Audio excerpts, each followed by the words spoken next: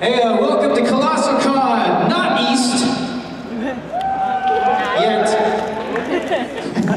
Is this West? It's like Mid. ColossalCon Mid-ish. I'm Johnny Yong Bosch. Do you guys know why you're in here? It's like staring at four suns.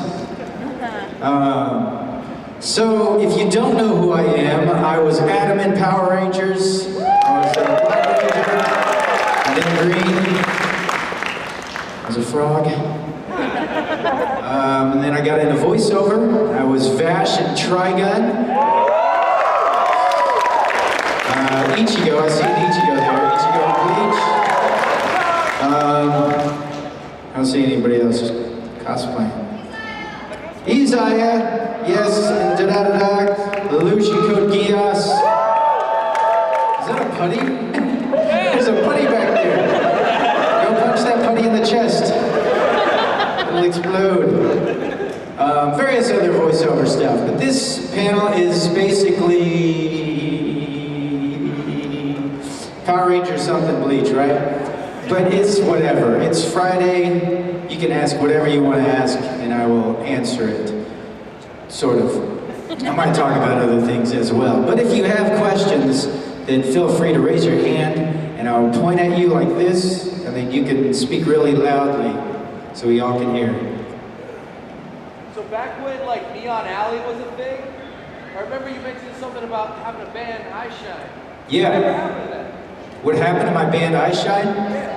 Well, we've been playing since 2004. Got close to 15 albums. I didn't know. Where have you been? Actually, we're going to be at ColossalCon East. Unfortunately, this is the last year I Shine's going to be playing. We're ending at the end of this year. So if you want to see us, that will be our last show in PA. So check us out. We've got a few more shows through the end of this year, and then I'm starting up a whole new music project called Where Giants Fall, which you can probably find on, well, there's not much of it. Actually, most of it's on Twitter, or Instagram, actually. But we're slowly starting things up, and we're going to be transitioning once I Shine is over. Polo, who has heard of my band, I Shine? Alright, so you guys know Polo, right? Who's in the band with me? Well, he's coming along with me to this new music project, and we've already got 10 demos, and we're going to release basically right at the end. Once I Shine is done, we're going to launch this new thing. But yeah, so the albums are out there on iTunes. In fact, we just released one in April. So, any other questions? Yes. Yep. Did I like the new Power Ranger movie? I thought it was alright. It's pretty good. I think it was, it might have been better than the one we did. They had a little more money. I think what I liked about ours was kind of the hokiness, I guess. But the thing I didn't like is that it took a little too long to get to the action for me in the new movie. And I didn't like that they cursed so much. They didn't curse a whole lot, but they did enough to where I was like, well, I can't take my little kids with me to go see it yet, you know. Until I'm like, all right, well, there's a bad word that you get to learn from Power Rangers. So yeah, they can watch the old stuff where we don't curse yet, and then they can transition over to that one where they curse. Then they can transition over to the fan-made one where there's all kinds of stuff going on. Coke and all that stuff. Peppers, you know, and explosions. Yeah. Good movie. All right, did you like it though? Yeah, I really did. I thought it was for us older people who, like, for me, I was watching you guys when I was like 10. Right, okay. So for me, it was really nice. Yeah, so catching it now, it's like, oh, it's like the, you know, upgraded version of Power Rangers, right? Or a more modern take on it or whatever. Yeah, I thought it was pretty cool. It was entertaining, definitely. I thought all the actors did really well. It was kind of cool. Did you see, you know, Kimberly and Tommy? Yeah. In the street with their cell phones? It was like a passing of the torch. They're like this. Oh, Megazords. Which was cool. One thing I was bummed about is because those were the only two that were seen. But right before that, I was there with them. But then I had like just down like a whole thing of Starbucks, and I don't drink coffee, and it's a natural diuretic. So I was in the bathroom while everybody was out on the street like this. I was just so they could see me in the movie. Maybe they, who is it? Me. It's just us. Okay. The mic for running and Oh, you're gonna run around, okay. yeah, that's what I'm doing. All right, raise your hands. Yes. Over here. You got a long ways to run. This is actually gonna take longer. This way. There's a hand over here. Throw the mic. Who'd you enjoy voicing better? Yu Narukami or Toru Adachi? Well, I started off with Adachi, and I didn't actually know that I was going to be voicing Narukami. So when I was working on the game originally, it was just Adachi, so I didn't think about anything but like, I'm Adachi. And towards the end of that session, they were like, oh, okay, so you're also going to be playing the protagonist of this. And I started to freak out because I wasn't thinking about limiting my range, I only thought I was doing one character. And so I would say in that session, I definitely preferred Adachi more. But as I did it more, it was kind of hard because I liked them both, and especially in the anime, Narukami had quite a bit more. But I still really like Adachi. And just, I don't know, it's just a cool series, a cool game. Did you enjoy it? Absolutely. My favorite character is Yu in the animation, by the way. Oh, cool. Nice, yeah, he's kind of goofy, isn't he? Yeah, it's like all the funny parts of the game were put into the animation. Yeah, it was cool. So I'm just gonna kind of like blanket look this way. I can't really see you that well. It's like my eyelashes or whatever, like making it kind of weird. Yes? You just give it to somebody over there, or else I'm just gonna pick people and don't want to. What's your favorite role you've voiced so far? So basically, what's my favorite child? It's hard to choose because it's really hard to choose because there's so much. Like I really liked Vash, that's the first thing I did. Ichigo was a lot of fun, but then it ended kind of like, and Code Geass was really great. Let's see, Kiba the Wolf's Reign was awesome. One of my favorites though is definitely Nero from Devil May Cry 4. And one of the main reasons, well, first off, I got to do the motion capture for it. So that, if you don't know what motion capture is, mocap, you're in these like suits, and then they have like tracking balls all over you. Sometimes they put them on your face too, so they can track your face, and you walk out on this big stage. And once you walk out on that stage, most of the time now, they have like a big screen, so as soon as you walk out there, you can see the environment that you're on and your character. The skin like basically over you, and you're just doing that. So that was really cool. It was my first time to do that and be in Japan as well. So it was the first time in Japan, first time being in a mocap game as a lead. And then it was a script, so if when I do any of the anime stuff, it's already animated. And so I'm just matching flaps. But when I was there, it was a script, so I got to make all those choices. If I wanted him to scream or cry or shout or whatever I wanted him to do, it was my choice as an actor. Whereas with Ichigo, it's already animated. So I basically just got to provide the right tone and inflections. So that would be one of them. I'm just looking around. Yeah, way back there in the back. Okay. Oh, you already picked one? Yeah, I'm okay. Okay, preemptively. Okay, cool. Will you be the voice of Lelouch again in season 3? Most likely. I hope. Unless they're just like, nah, use somebody else. Micah sounds like you, so. Yeah, I don't know. I'm a little scared though. I really liked how Code Geass ended. It was like complete. I don't want, I'm afraid that because I don't know the reasons why I'm doing the third one. I'm hoping that it's like, we got an even greater story, let's do this, as opposed to, we can make more money, let's do this, So I don't know what the intention was. So part of me is excited, but then also a little scared, and hopefully it's as good as the other stuff, but I really don't know. Yeah, just start talking. When I stop, just start talking, because I can't see anything. What do you do to warm up when you're ready to go into the booth? Are there any foods or beverages that you either consume or avoid? What do I do? Usually I go, all right, I'm ready. But that's in the morning. A young kid voice, if I gotta do it like a little voice, then I usually like hum a little bit just to get myself in the right range. Usually they'll play a ref, or I'll listen to, if they have like, if it's a Japanese anime or something, then I'll listen to that tone, because most cases they want to stick to that tone. As far as things to avoid, well, like before a session, you don't want to be like, I'm drinking milk, because then you're talking with like smacks, and you don't want to chew gum when you're doing voiceover. That's a good thing to avoid. Anything that makes your mouth sticky would be a good thing to avoid. Or phlegmy, stay away from those things. Mostly like water or tea, things like that would be fine.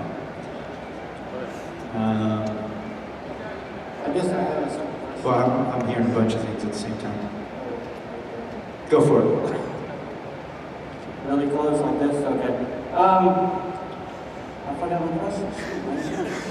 Anyway. It's a real good one, wasn't it? Were you like really mad? This is gonna sound like a stupid question, but were you really mad when you found out that you were a frog? When I was 8, this happened, and I was really confused. Like, why are they putting a frog on the show, man? And I feel sorry for you. Okay, you really? Wow. All right, so if you guys don't know what he's talking about the Power Ranger movie, the first Power Ranger movie. And if you don't know what the Power Rangers were, they're teenage superheroes in spandex, but not in the movie. In the movie, we had these cool like muscle suits. But anyways, we lose our powers in the movie, and we have to go to this other planet to search for our inner animal spirit. And and everybody had like really cool animals, like the wolf, falcon, whatever else, right? The bear. And I was a frog. That was my inner spirit animal. And in the script, it was written out as like every animal spirit had like a quality to it, I don't know if the falcon, I guess, was leadership, I'm not really sure. But they were like cunning and smart and intelligent, whatever. But the frog actually was speed and agility was originally what it was in the script. And so what happened is like the first script, I was reading through it, and my character as a Black Ranger had all this awesome stuff to do. Really cool action sequences, which was my most favorite part, is to do martial arts or any kind of action stunts or whatever. And so I saw that and I was like, yes! And then there's a revision that came in, and all of that stuff was given to another Ranger. And I was like, what happened, And then the producer, one of the producers came over and took me aside and said, so they complained that they had seniority over you, and so we kind of had to give it to them, and so that's why you see all these changes in the script. And I was like, oh, that sucks. And so I was kind of bitter about that throughout as I'm shooting, but just like whatever, just doing whatever I'm supposed to do there, which wasn't much background Ranger stuff, basically. Right. Let's do it. And that's about all I did for the most part. And then whenever it came to that scene when we lost our powers and we're getting our powers and he's going through, you're this and that, and so I talked to the director, because I was already feeling a little bummed about other things. I was like, hey, can I be bummed out about getting the frog? Because look, they got like really cool animals, and a frog is really not that fast. I used to catch him in my backyard, and I was like, well, let's do like the script first. And then maybe we'll try out your way and let's just see, what you're talking about. And so we tried that where I played like I was bummed out, and they liked it. And so then they just adjusted things here or there, and then that's basically what they ended up with in the movie. Which still doesn't make a whole lot of sense, because when she goes through, you're cunning and whatever, it gets to me, Adam, what's wrong? And I'm like, I'm a frog. Yes, a frog, like the one you kissed to get a handsome prince. And then she moves on, right? But didn't really explain my power though. And I was just like, oh yeah, I got a kiss. And then it's like, Tommy and the Falcon, the winged lord of the sky. I'm like, wait a second, what is my power again? Do I have to get kissed in the battlefield? to be a prince to fight better? I don't understand. But yeah, so I actually made the script dumber. So there you go. Well, so I wasn't really bummed out. It was more of like an added thing that they accepted. And the funny thing is, the second movie. Who saw the second movie? Oh wow, a lot more than I thought would have actually seen the second movie. So Turbo, Power Rangers movie, we lose our powers again. We gotta get new powers, but this time it's all vehicles, right? And you know, of course Tommy gets like the race car, and everybody gets really cool cars. Even the new kid gets a monster truck. And Adam, the background ranger, gets a green minivan. So I'm like, wow, they're really sticking to Adam. And so I went to this other producer that was one of the actual producers of the series, and I was like, hey, remember how in the first movie I was bummed out about getting a frog and people really liked that? What if I get the minivan? And I'm like, what? A minivan? I had a frog and now a minivan? I don't even have a family. You know, I was like, can I play it off like that? And he's like, Johnny, you are not funny. I was like, oh. Ouch. Okay. And I was like, all right, well, whatever. And then they replaced us. All right. So, I'm not bitter about it. It sounds like I am bitter about it. Okay. Question, did you give it off to somebody yet? Go for it. So, Johnny, big fan, by the way. I love you Thanks. so much. Can you do me a favor? Maybe? Since I'm a big Trigun fan and my buddy actually wants a recording of you saying Love and Peace, could you do that for me, please? Is your buddy recording? She is. Oh. Yes? You are recording? Yes. This world is made of love and peace!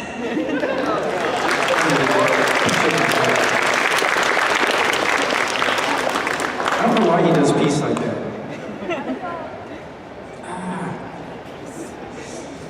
Yes. So when you're in Eyesight and also Where Giants Fall, what type of process did you guys go through when writing music? Did the lyrics come first, or did the melodies come first? How did that work for your group? It's all different ways, actually. In most situations, the music came first, but occasionally, like one of our songs, one of our first more popular songs is "Alone," and that song, I was actually alone, and I was falling asleep, and as I was falling asleep, this melody was playing over in my head, over and over and over again, and then these lyrics started. Tonight it's like a cold one. And so all these things started playing off in my head, and then I basically just got up because it was like going over and over and over. And so I got up and grabbed my guitar and started to play this melody I was hearing in my head and added the lyrics to it. And the band started walking in after hanging out or whatever they were doing. I was like, hey guys, check this out. And then we ended up playing it that night, or the next night at this show. I think it was in DC. Yeah, so like that. So sometimes it's like mid-dream, sometimes it's in a dream, like I'll hear this really awesome song, and occasionally I hear an awesome song, and then it's like, oh wait, that's my band, wait, that's me singing, and then I wake up and I'm like, holy cow, and I grab my guitar, and then I start trying to recall all those little bits and pieces from the dreams. So if you do music, a lot will come to you in your dreams, a lot. Or like in that drift as you're starting to fade out, or as you're coming out, a lot of things, happen there. But occasionally, like I'll be with the band, and we'll just riff out a couple things, and then somebody will do something cool, a drum beat or another guitar riff, and then we'll hear something, and then the melody will just flow right out of me. So it's various different ways. I do, however, write a lot of lyrics, and anytime I have like a melody, that doesn't make any sense, like scrambled eggs, something stupid, it's like, I'm never gonna sing about this, then I'll go through my list of like lyric things that I thought were really cool or made sense, and then I try to find a way to see if that will fit or not, if that makes sense. All right, you guys wanna hear, hey, I've been here before. How many of you guys were here last time I was here? Yeah? Okay, cool. Did I tell the quarter story when I was... Okay, so maybe I should tell that story again. Do it! Do it again! Do it? All right. Do you guys mind? Those of you that already heard it? You do mind? Oh. All right, so... All right, I'm going to tell a story for you guys. I actually took a picture of the spot that I'm about to tell. Some of you guys already know. All right, so anyways, this is a true story. So when I go to work, I take the freeway to get to work. When I come home, I take the freeway, obviously, to get home. And there's this off-ramp. You know, I exit the off-ramp, there's a light down there, and I make a left to go under the overpass to go home. And always whenever I came home and exited that off-ramp, on the corner there's always like some homeless guy standing there with a sign. And I typically, in my car, for whatever reason, I feel like unsafe, like I'm in my car, I'm like strapped down. And so a homeless person on the corner, I just ignore them and then move along because it just felt uncomfortable, like they could, carjack me or something. So I typically ignore them. And so this one day I exit the off-ramp and it's a red light and there's like 4 or 5 cars in front of me. So about, here to, 3/4 away to the end of the room. Not quite, maybe even just half. And so I'm there, it's a red light, 4 or 5 cars in front of me. And this monster truck pulls up behind me and it's just towering above my car. And it's just, I feel the vibrations of this monster truck just, this person, whoever it is, in there is just revving the engines, It's vibrating my car. And I got this play going on in my head that as soon as this turns green, bing, monster truck is, and he's gonna run us all over.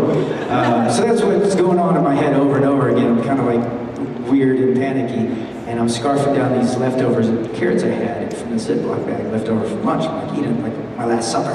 As soon as that turns green, we gotta go. And I look over expecting to see a homeless guy that, or one of the homeless guys on the corner that I'm just gonna ignore again. And I see a homeless woman standing there. And I was like, my heart went out to her. I was like, that could be my mom. I felt a responsibility to do something. And in LA, you have to pay for parking everywhere, so my cup holders are just full of quarters. And so I finished all these carrots, and now I have this empty Ziploc bag. And I'm like, you know what? I scoop up all these quarters, and I put them in the Ziploc bag. All of them. I'm like, wow, it's like 3 pounds of quarters now. I'm like, I've not done this before, so I really don't know how this works if I have to get out, or she's gonna come over here, which I assume, and then she's gonna go change her life with this 3-pound bag of quarters. So I roll down my window, I take these quarters, and I lean out like this, and I look at her. And again, she's a good distance away from me. She sees me, she has her sign in her hand, she does this.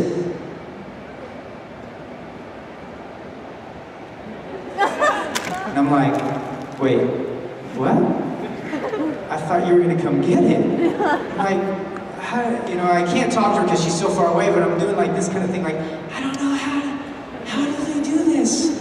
I've never done this. I'm feeling like an idiot, like, I don't know what to do. Am I supposed to get out? Am I supposed to get out of the car right now? But I'm like in this and the light turns green. And these cars in front of me must have felt this vibration of this monster truck behind me because they took off. So instinctively, I just started going with that same start going, right? And then I'm like, wait a second. And I look down, I'm like 20 miles an hour now with a 3-pound bag of quarters in my hand. And this monster truck right on my tail. So I know that I can't hit the brakes. Here you go, lady. He'll run me over for sure. And so I start panicking. And I start thinking, like, I don't know how this exchange is gonna happen. She's not a football player. Can just get her in the gun, got it, What if she hangs on to it too long and I pull her under my car and I kill her? What if I hang on to it too long and I get dragged out 9 times? So I start freaking out. But then I get this moment of clarity, this epiphany. Johnny, you're a martial artist. And half Asian. Just calculate this. Do the math. 3 pounds of quarters, 20 miles an hour. All you have to do is this. And watch it gracefully land in your hand. So there I am, waiting for the right moment. And I'm like, now. And I release. And if you've ever been in a car accident, time slows down. And for me, it slowed down at that moment. And I think God was like, whoa, whoa, whoa, whoa, whoa. Hit slow motion. It was like, hey, Jesus, Moses, bring some popcorn and nachos. We're going to watch this one in slow motion. Yeah, I'm recording it. We'll play back when he's dead. So there I am, slow motion. I just released this 3-pound bag of quarters at 20 miles an hour, and I watch confident because I'm half Asian and a martial artist that's gonna land in her hands. 20 pounds of quarters, 3 pounds worth. Smacks her in the face. The bag rips open as she's falling down. Quarters fall glistening in the sunlight. And the only thing I can do is this.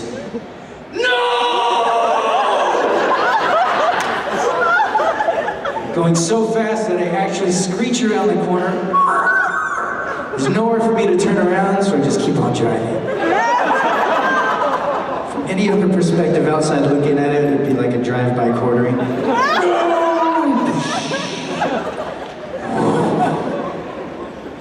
She went down. I watched her fall. It felt terrible. Have you ever done that? Tried to do something good and it backfired completely? Well, that's what happened to me. It's a true story. So if there's a lesson to be learned, kids, don't give homeless people money while driving your car.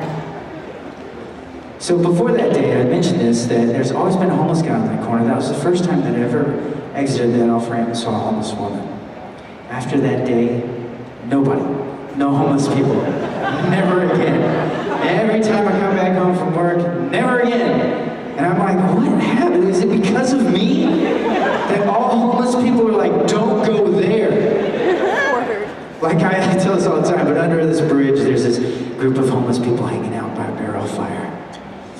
This guy walks up, hey, where's Sally? You didn't hear? She's dead. Some guy killed her with quarters. So yeah, that's what I think. It's pretty terrible, isn't it? Anyways, I always say this too, like I always drive by there and I think, maybe I should lay a white cross. Bag of quarters. Is that a Power Ranger shirt? Yeah. What color is it? It's blue. Oh! Alright, go for it. So the first Power Rangers movie, towards the end, they're fighting avenues in space. And things aren't going well, alarms start going off. And the Rangers bust open the glass and they hit a button and it jump kicks them. Is there any like background to that? Do you guys have any jokes about that? That seems funny. No.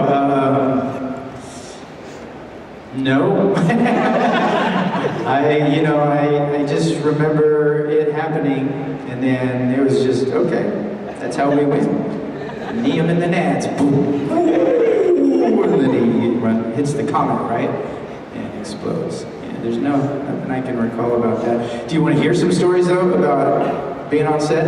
I'll tell this story. I probably, some of you guys might have already heard this. You guys know Jason Frank, right? Tommy, our fearless leader. The White Ranger from that movie. Well, we were in our civvies, me and him, and we were doing, civvies are a civilian wardrobe. So we were, I don't know what scene we were supposed to do, maybe rollerblading or something. And there's this palm tree out offset, and they're setting up lights, and Jason Frank and I, we're just running, we're just doing backflips off of this tree. So it's like a palm tree, so it'd be like steps, right? So boom, Jason Frank would run up to it, take 3 steps, 1, 2, 3, and he would backflip. And then I would be there to spot him just in case, which he never needed me, it was like, just in case I can help him over, but he didn't need it, he would do it, and I'd spot him, and then I would run, and because I was a frog, I would just jump, and then jump off of it, so I'd be boing, boing, all right, and he'd be there in case I needed him.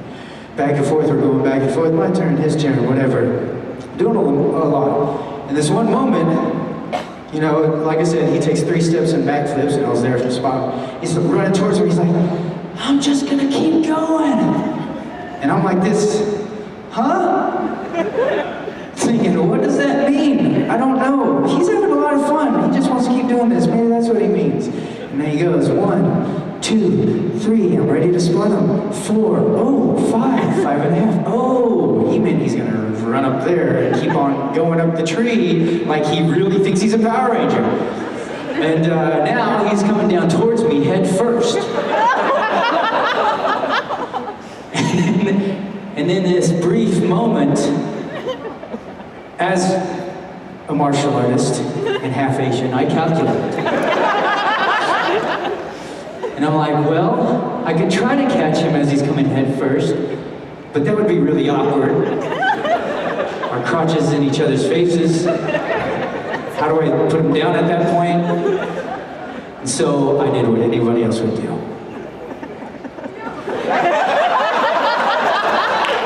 You okay? He pops up. Woo! And he had this cut under his eye. And then he got cussed out by the producers and stuff. So, he blames me for that. If you go to any of his panels and he starts talking about the tree fruit, just know the truth. If he had stuck to the original 1, 2, 3, no problem. 4, 5, 5 and a half, there's a problem. Okay? You guys would have done the same thing. If you would have actually tried to catch him, well, then you really are a Power Ranger. All right. Do you want to know how I got back at me? Okay, so we're in Australia, still shooting the movie, in this van, driving across the desert 50 miles an hour. This lady is driving, Jason Frank and I are in the middle seat, the windows are open, the girls are in the back, and my hand is out doing this kind of thing. And then I think out loud for whatever reason, hey, it'd be kind of cool if I climbed out this window, got on the roof like Teen Wolf and climbed in on the other side. I was stupid. Jason Frank, of course, was like, nah, you wouldn't do it. And I was like, I'll climb out this window right now and get on the roof like Teen Wolf and get on the other side, climb back in. He's like, no way, you're chicken. Back then, that was a bad word. And I was like, I'm not chicken, I'm the frog. So I climbed out the window of this 50-mile-an-hour moving vehicle across a desert, and I get onto the roof. And as I'm on the roof, I realize this is dangerous. Because inside a car, you can do, oh, it's like cotton, whee, on the roof, 50 miles an hour. You can't see anything. And so I was like, oh, I better finish at least and get in and climb in on the other side. But as I start to do that, the van starts swerving. And my legs are kicking from side to side. I'm like, what the heck is she doing? She's trying to kill me now. So I pull myself forward so I can yell at her through the windshield, like, don't kill me. You know? And there she is, panicked like this, because Jason Frank has reached past her and is pulling at the wheel, trying to throw me from the vehicle. So I quickly try to get over and climb in on the other side, and there he is, rolling it up. She never slows down, continues 50 miles an hour, starts hitting him, and then finally he rolls it down and I climb in. That's how he got me back. He literally tried to kill me. Tried to throw me from a moving vehicle. All I did was not catch him. All right, anyways, let's get on to some questions. In terms of like new Power Ranger movies, is there any like series you'd like to see get a movie, or any specific villains you'd like to see get a movie? From Zeo would be cool. I'd like to see a Zeo. Is that what you're talking about? Like a series like that? Yeah, I think Zeo would be kind of cool. Didn't really watch any of the stuff after. I only really know the stuff that I did, and kind of some of the stuff from some of the other guys that I've met along the way. But mostly just know my stuff. So Zeo, I would say. I'm sure Time Force would be pretty cool, because I did see a little bit of that, and their stories were pretty cool. So in your role as Lelouch, he was kind of an antagonist, so how do you feel about him as a character? Did you find him likable? Were there a lot of moments where he made you angry, etc.? It's hard to go into too much detail without spoiling that. For who has not seen Code Geass? Oh wow, so a lot of you have seen it? It's a really good series, and so you guys, if you haven't seen it, you should check it out. But just I was discovering him as I was doing it. But then, you you saw the whole thing, right? So, especially like the revealing moment for all of it was that very end of season 2, the reason why he did all that, and why because he was like, for me, I say it's like the Breaking Bad of anime, because you're following you know, your protagonist is the antagonist, you know, and you just see him start to become even worse, and then the people around him start to hate him, and once you get to that point at the end when everybody's against him, and he explains why in that bit, it's like, well, it just makes sense. So I don't want to spoil it or anything, but was it tough? That was the question, wasn't it?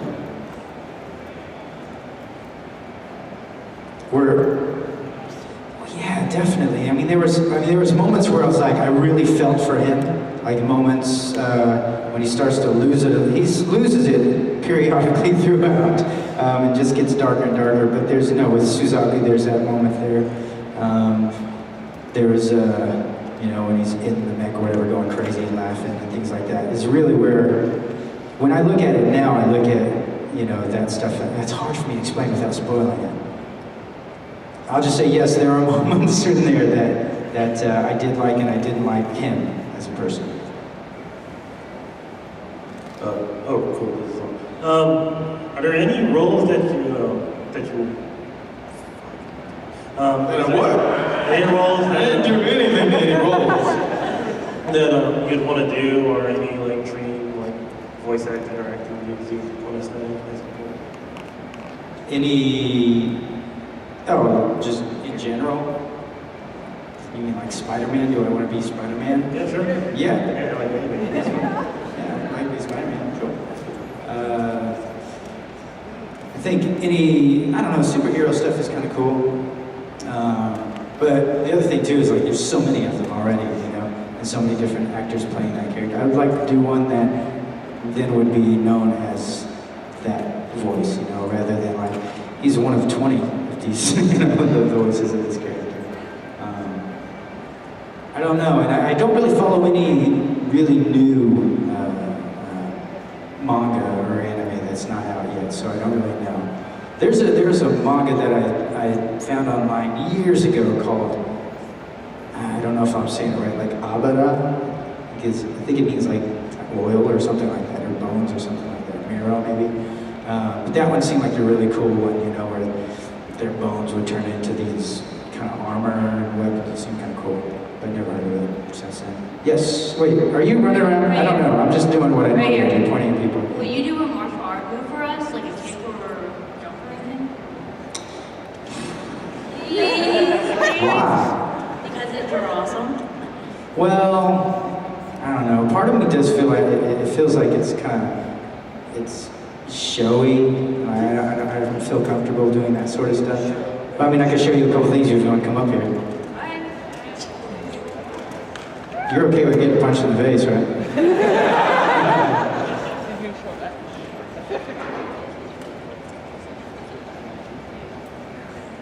I'll just show you just a really basic thing. So I studied various different martial arts. Currently a lot of jiu-jitsu. You study martial arts? What did you study? Different stuff? All right. Do anything! Just kidding, just kidding. Okay, so, Shaolin Kung Fu. Ready?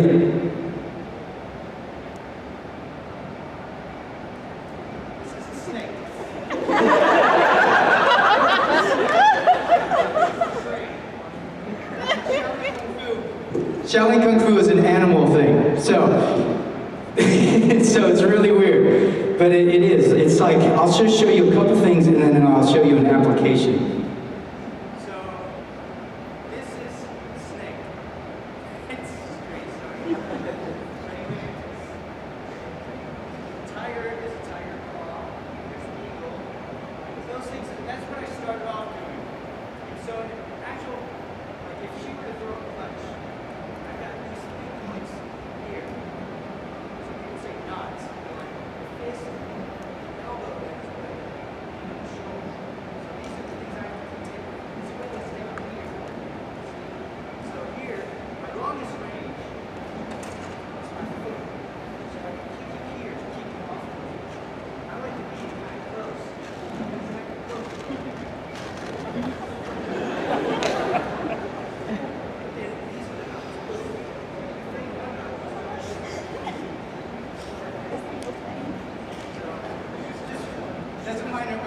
Small little thing, but I don't want to go into it too much because I don't want to show off or anything.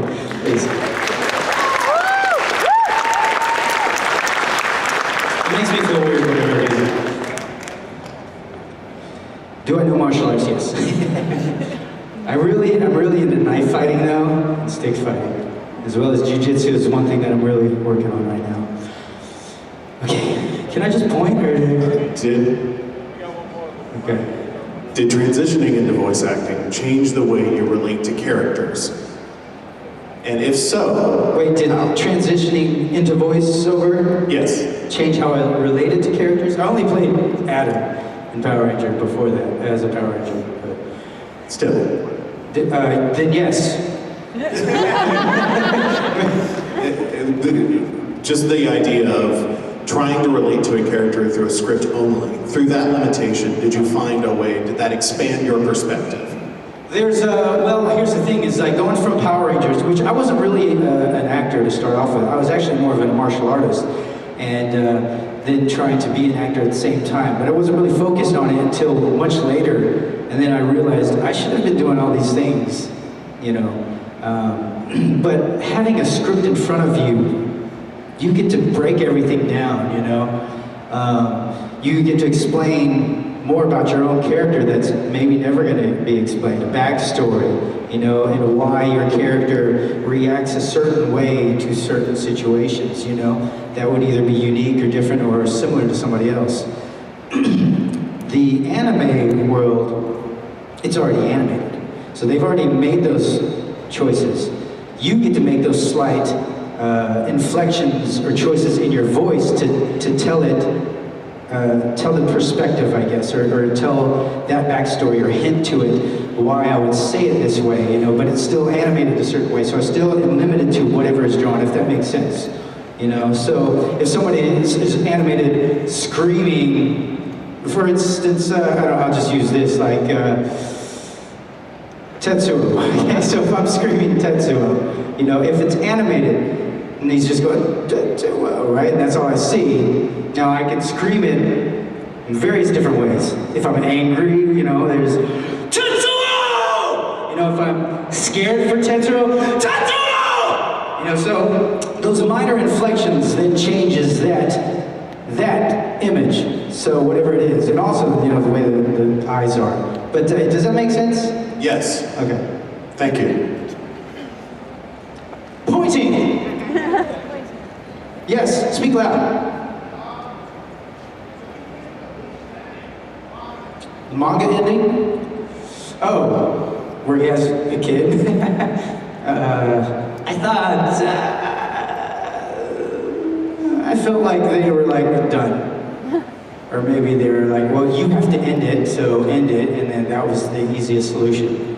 But I don't want to say that that's the bad way, but I don't know, I guess there could have been better ways. I kind of prefer it, I don't know, I just like the heroes dying. I think it would have been cool if he died. Yes, thanks.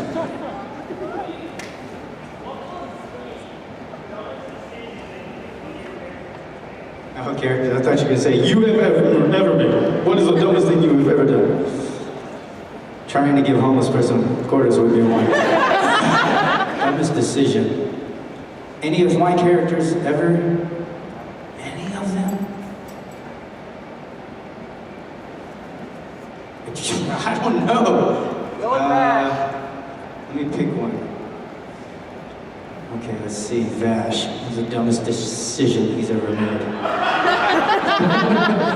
Is there a lot of decisions that he's made?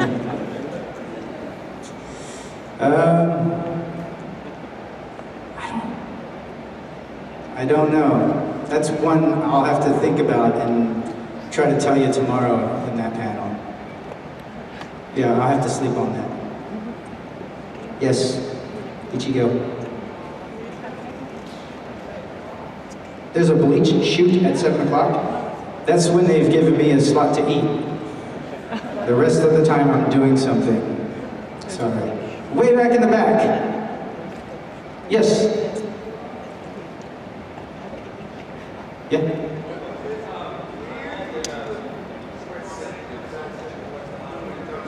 Are there two people talking? Wait.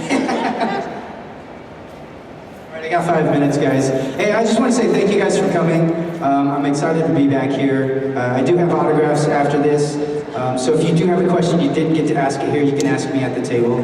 But thank you guys. I'm looking forward to just being here this weekend with you.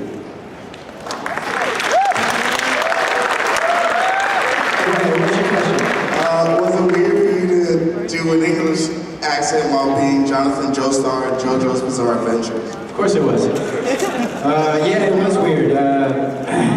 And I remember when I got the audition, and it had like, at first I thought it was like Fist of the North Star, you know, because of the picture that was there. Jonathan, A-OK. And then it said slight British accent, not a full British accent. So in my mind, I was like, what does that mean? You know? So yeah, it was a little tricky. And I had to go in there, and I spoke with the director too, and it was basically finding certain words to adjust. It's like saying that, you know, it was someone from wherever, like a Victorian era, and then bring them over to America for about 4 years. And then trying to blend that, which was a little tricky. But that show is wacky. It is bizarre. It is definitely bizarre. It's fun, but it's very bizarre. If you haven't seen it, let me explain something that when the moment I was like, wait a second. It's like he's fighting Dio, and I think Dio is just ahead at this point, attacking him, and Jonathan throws a rose at his face, and then he goes like this for 30 seconds, just, and I was like, it's a rose! But anyways, it is a bizarre adventure. All right, one last question.